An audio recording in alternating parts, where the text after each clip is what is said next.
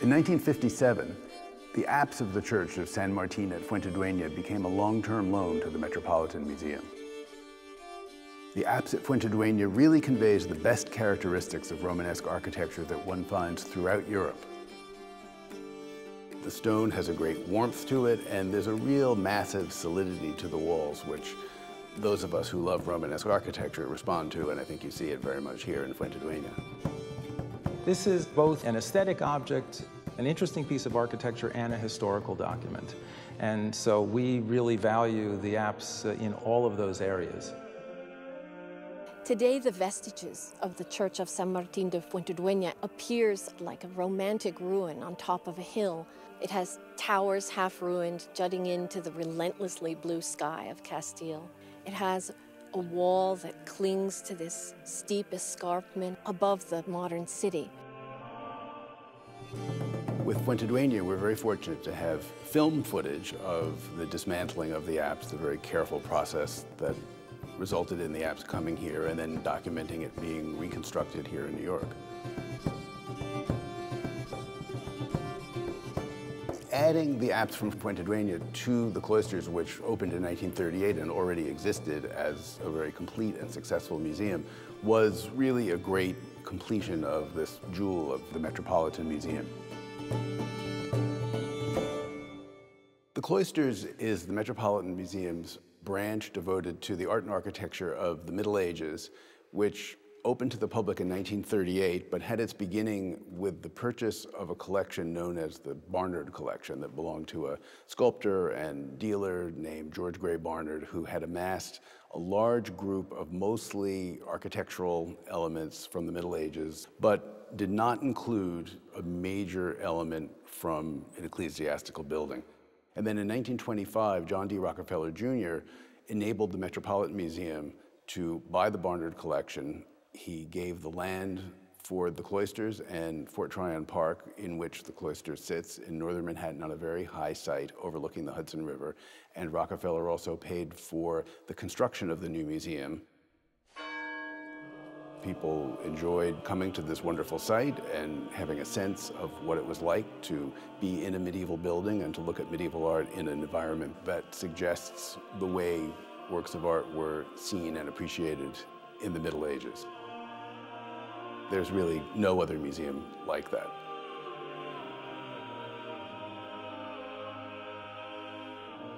An apse is a projection at the end, usually the east end, the liturgical end of medieval church buildings, and was a fairly standard element of medieval architecture, distinguished usually by its curved shape and often by a half-dome vault. And that's where the altar is. It's where the focal point of the function of the church is, the service is performed. The Romanesque period, beginning in the 11th century, moving mostly through the 12th century, was the period when monumental buildings made of stone really re-emerged as a major form for European art and architecture. And the apse at Fuentidueña is a marvelous example of the Romanesque period of the 12th century. From the very beginning, the founders of the Cloisters hoped that a large apse, such as the one we see here from Fuentidueña, could be part of the complex of buildings, part of the Cloisters Museum. And in fact, they were interested in the apse from the church of San Martín at Fuentidueña, which was attached to a very badly damaged and neglected building in Spain. Fuentidueña is on this extraordinary precipice in the heart of Old Castile. Old Castile is considered by many to be the very heart of Spanish identity. You have to imagine the 11th century Iberian Peninsula as a place that was completely fragmented. In the north, there are these feisty little Christian kingdoms who are fighting for sovereignty between themselves. In the south are a number of Islamic kingdoms who are sometimes allied with the Christian kingdoms, sometimes fighting against them. And in the middle is this broad swath of land, which is uninhabited, a real wild no man's land. The strategic location on the road between the old lands of Old Castile in the north and the new lands of Castile to the south. Then at the end of the 11th century, a great king, Alfonso VI, manages to conquer Toledo, which was a great prize for his kingdom, the Kingdom of Castile and Leon. Now, how do you resettle a piece of land like this in the 11th century? First, you donate pieces of that land to monasteries, because a monastery, once it establishes itself, is a good place to begin a settlement. Monks can provide local authority, they can provide a certain amount of security, and then settlers come with grants of land and grow up around this. These villas would be found on high plateaus overlooking fertile plains. Fuentidueña is the perfect example of this. You can imagine how this frontier represented a kind of opportunity. Spain didn't have the same kind of feudalism they had in France. One could find a new piece of land and start a completely new future for oneself in a place like the frontier of Castile. And it's probably in the end of the 12th century that the churches of Fuentidueña were built by the Emperor Alfonso VII. Now, the churches of Fuentidueña are in the Romanesque style, a style which was becoming extremely fashionable throughout the north of Spain. And the kind of architecture you use becomes a very significant choice. At a time when Castilian Christians were beginning to want to separate themselves from the wonderful, messy diversity of the Iberian Peninsula, people who lived among Muslims and Christians and Jews, if they wanted to create a separate identity that was uniquely Christian, they could look to this Romanesque style. Romanesque architecture and sculpture was the perfect way of expressing this kind of new identity. Romanesque might have come to Spain from France, but in Spain it was transformed to take advantage of these warm stone colors and this harsh sun that cuts into the stone with these knife-like shadows, so dark and so dramatic. Romanesque architecture had sculpture, figural sculpture, with these expressive, emotional images of biblical themes and cosmic judgments. Not only capitals with figures, they're corbels. Corbels are these little brackets that go around the outside of the apse. When you look more closely, you can see that they hold other images of the life of the Middle Ages. You might find a lady, or a knight, a lord, or an acrobat. In a way, the corbels show the church's attempt to draw all the life of the Middle Ages under its cloak. And they're, for us, a kind of precious clue about life beyond the sacred life that appears in documents and on a large part of the church decoration. Perhaps one of the reasons that the Romanesque architecture of Fuentidueña is so good, one of the reasons it's so forceful, and one of the reasons there's so much of it, is that there were many quarries very close at hand.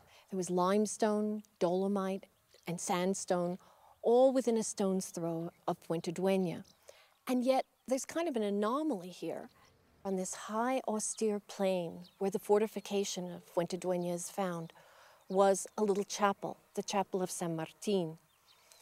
We wonder why the chapel of San Martín was here. And most of all, we wonder why its apse, the part of the building that's at the Metropolitan Museum today, was made with such extraordinary ashlar masonry, this big blocky masonry, expensive, finely cut. You needed incredible craftsmen to do it. Our best guess about now is that the chapel of San Martín was originally attached to a fortification or a castle, and that fortification was made of a different kind of material that decomposed over time. It's sort of a testament to the nature of the construction of San Martín de Fuentidueña, how beautifully constructed it was, how expensively constructed the apse was, that it has survived when the rest of the fortification or castle to which it was attached has disappeared. Fuentidueña was founded sometime at the end of the 11th century. The apse of San Martín represents the high moment of this settlement sometime in the 12th century. However, by the end of the 13th century, its importance wanes. By the 17th century, this proud fortification on top of this plateau where the church of San Martín once stood was in ruins. and the nave ceased to be used as a church at all. It begins to be used by the community as a cemetery, and that's because that nave, which had been more rudely built, had almost entirely fallen in. The place where it stood still serves as a cemetery today. The Metropolitan Museum first became interested in acquiring the Fuentidueña apse in 1935, but the negotiations stretched on for decades. 2 major wars intervened, and the Met's tenacious director James Rorimer restarted negotiations in earnest in 1951. The Met made the case that if the apse were moved to New York City, it would be well cared for at the Cloisters and accessible to millions of visitors. Ultimately, a number of Spanish government officials, even the Pope, all weighed in on the decision. The apse became a long-term loan to the Metropolitan Museum in 1957. In exchange, John D. Rockefeller Jr. provided funds to restore the church's cemetery, as well as the whole parochial church of San Miguel in Fuentidueña.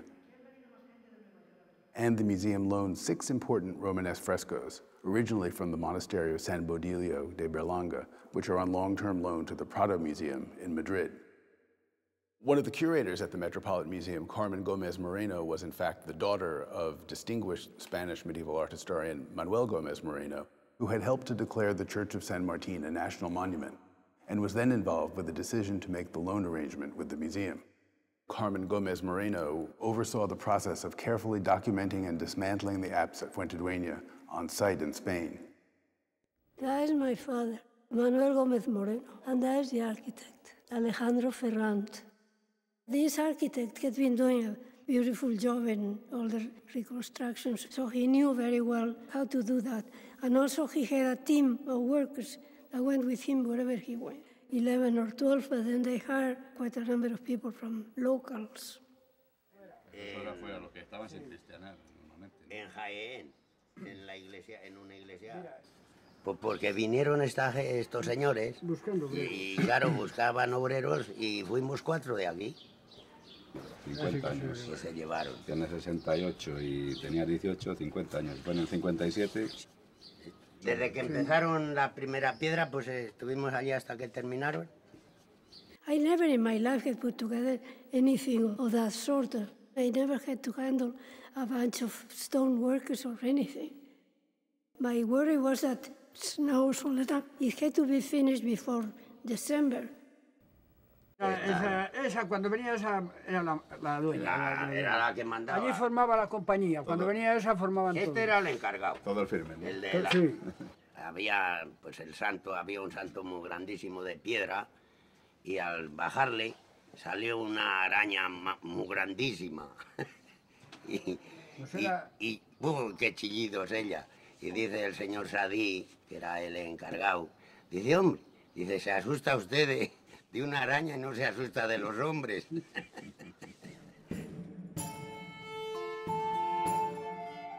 You see, that is part of the mountain for the vault.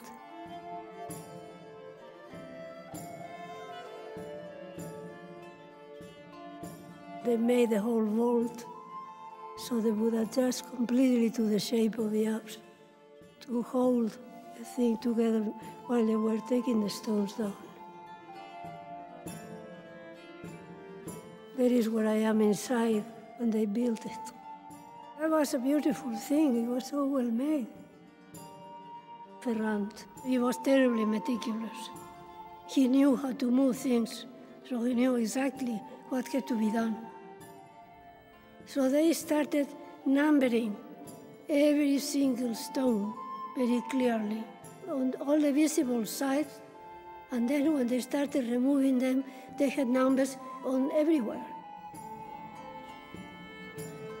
Every stone had 4 numbers, and that number coincided with the following number, so you knew which stone came next to it on either side, and back there couldn't be any confusion.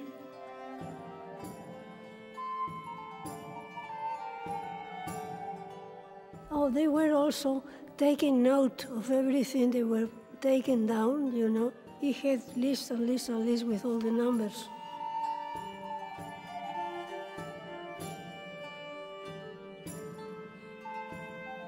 Everything was made there. All the crates were made there. They brought all the plaques of wood of all kinds of sizes, and then every case had all the numbers of all the stones that were inside. So when they needed a stone here in the reconstruction, they just had to go to the crate where it was, and they found it easily. They placed them in an orderly way, you know? So it was practically a baby could put it together. Esta es la caja del santo.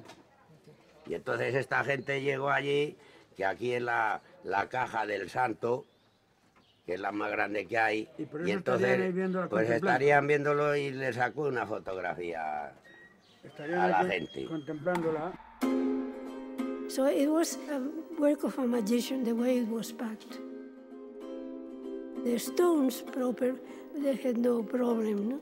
But then the ones with carvings, the architect didn't want them to rub against anything.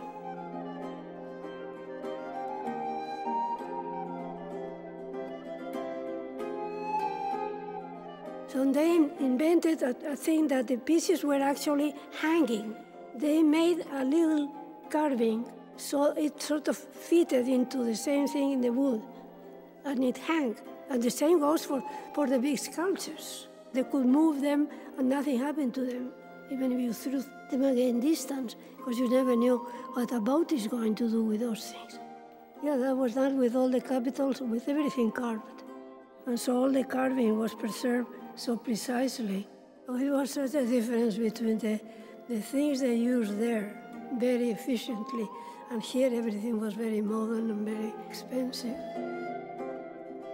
Done by very clever people using the essentials in a very clever way and very well done. I think that they sent some stones cut in some mountain around to complete that part that was missing, so it would be of the same kind as the rest. La iglesia de San Miguel se restauró a raíz de llevarse esto.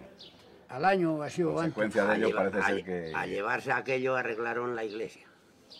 Que dieron para poder arreglar la iglesia, si no igual había estado lo mismo que está ahora la iglesia de San Martín, porque ya estaba bastante deteriorada. When it was finished, packed and loaded, I said, I don't want to see anymore. I just left. It went by road in trucks, and it was a very narrow road, and it's mountain. All that part was pretty scary. And as a result of all that, they got an Apse, but I got a sort of a stomach ulcer. 3,300 blocks and sculptural elements weighing 284 tons were shipped from Spain on the freighter Monte Navajo, which arrived in New York City on February 13, 1958. All of the blocks were treated with a preservative, and the 2-year reconstruction began, overseen by Met curator Margaret Freeman.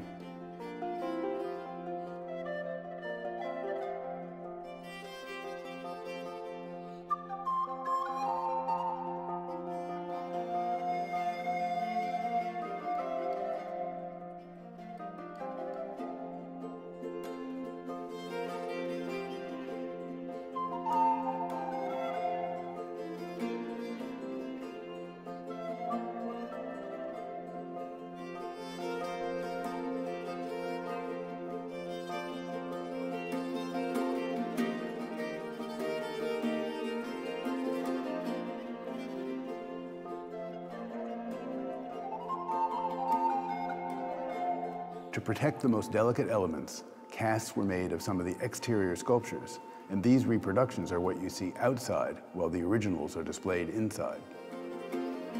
The final stone was put in place in January of 1960, the head of the large-scale figure of St. Martin.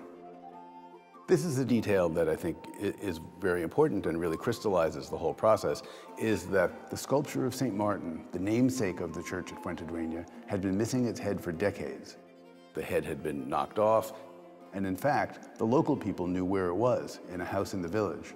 And in the process, the head was joined to the pieces that came from the loan, and we now see the figure with its original head.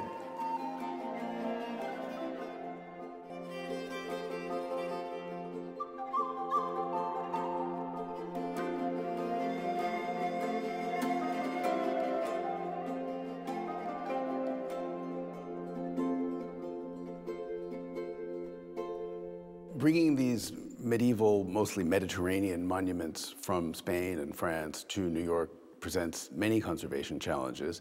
Fortunately, we have a staff of conservators and specialists who are able to look at this, and from time to time we can treat the stone and consolidate it to make sure that it's preserved. This is an old building, and an old building erodes. It has interaction with man that produces scratches and dings and losses. So I think this building actually is held up fairly well with that regard.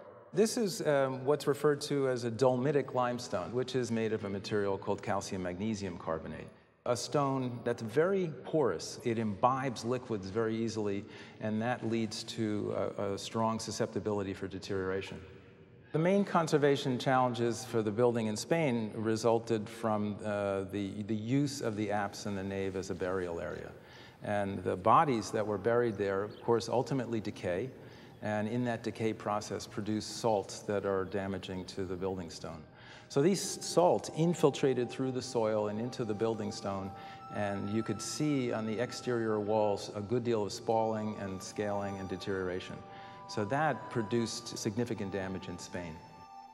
The climates from Fuentidueña and New York City are relatively similar in that the number of freezing cycles, the number of excursions below either 0 degrees Celsius or 32 degrees Fahrenheit are approximately the same.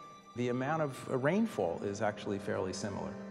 The challenge here is that it's exposed to an urban environment. Urban environments have concentrations of sulfur dioxide in the air and have episodes of acid rain. The second challenge, of course, is the continuing fragility of the stone as a natural material. When confronted with a building like this, we employ different analytical techniques to try to understand how the environment has impacted the building. So looking at the building stone by stone to say, how is this stone doing this year and how is that stone doing? So typically, we would use a technique called X-ray diffraction, which tells us about the minerals that are in the stone as well as the salts that may be present.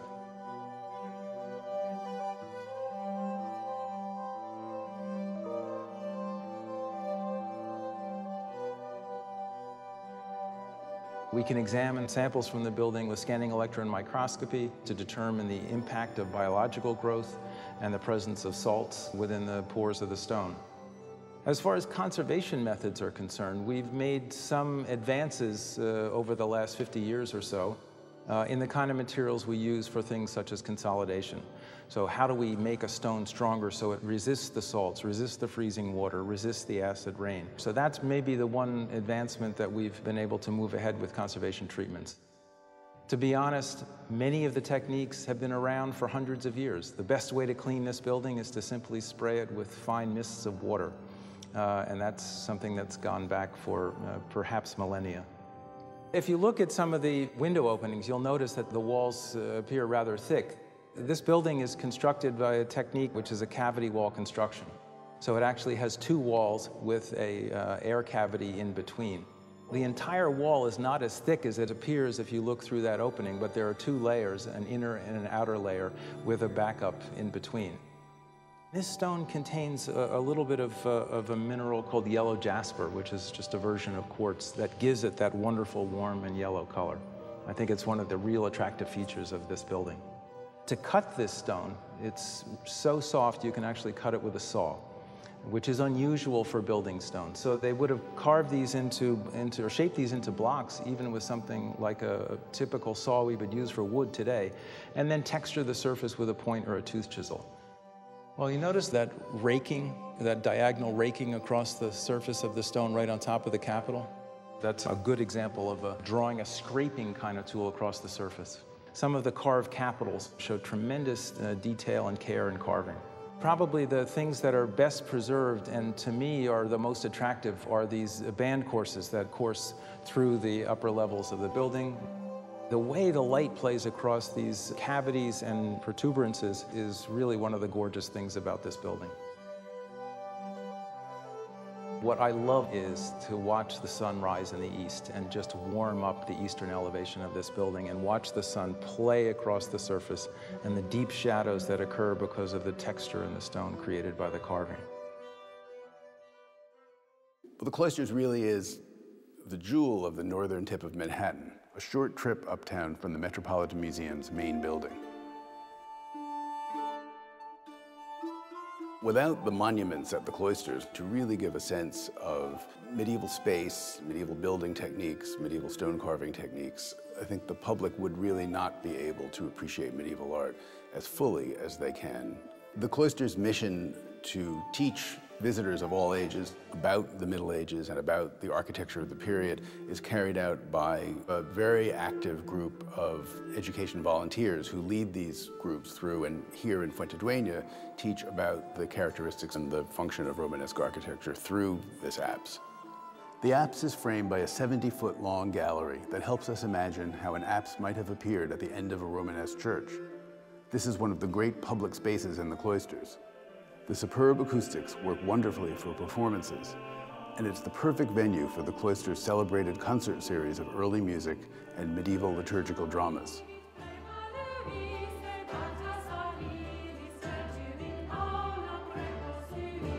This is a magical setting. Whether you're listening to music, or attending a gallery talk, or just quietly enjoying the apse, I feel these are moments when the Middle Ages really comes to life for our visitors.